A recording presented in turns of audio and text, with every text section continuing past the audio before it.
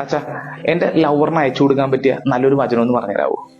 Aluva metro സ്റ്റേഷനിലോട്ട് നടന്നു പോകുമ്പോഴത്തേക്കും recorder ഓണാക്കി പിടിച്ച് ഒരു ചെക്കൻ വന്ന് എന്നോട് ചോദിച്ച ചോദ്യമാണത്. ഒത്തിരി ആഗ്രഹിച്ചു വന്നതല്ലേ, ഞാൻ അവന് നല്ലൊരു വചനം പറഞ്ഞു കൊടുത്ത്. സ്നേഹം അസൂയപ്പെടുന്നില്ല, ആത്മപ്രശംസ ചെയ്യുന്നില്ല, അഹങ്കരിക്കുന്നില്ല.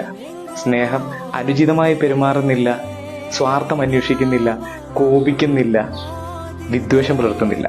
അത് അനീതിയിൽ സന്തോഷിക്കുന്നില്ല, സത്യത്തിൽ ആഹ്ലാദം കൊള്ളുന്നു.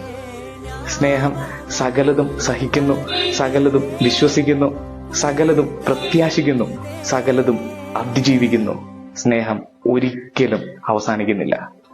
വിശുദ്ധ പൗലോസ്ലീഹ കൊറിന്തോസുകാർക്ക് എഴുതിയ 1-ാം ലേഖനം 13-ാം അധ്യായത്തിലെ മനോഹരമായ വചനമാണത്. ഇത് പറഞ്ഞതിന് ശേഷം ഞാൻ അവനോട് ചോദിച്ചു, എടാ നീ സ്നേഹിക്കുന്നത് ഇങ്ങനെയൊക്കെയാണാ? അച്ഛാ, ഈ വചനത്തിന് ടഫാണ്ടാ എന്ന് പറഞ്ഞിട്ട് അവനങ്ങ് പോയി. ശരിയാണല്ലേ? ഈ വചനം വെച്ച് നോക്കുകയാണെങ്കിൽ നമ്മൾ ആരെ സ്നേഹിക്കുന്നുണ്ടാവൂല. നിങ്ങൾ ആരെങ്കിലും സ്നേഹിക്കുന്നുണ്ടെങ്കിൽ നിങ്ങളുടെ സ്നേഹം ഇവാലുവേറ്റ് ചെയ്യേണ്ടത് ഈ വചനം കൊണ്ടായിരിക്കണം കേട്ടോ.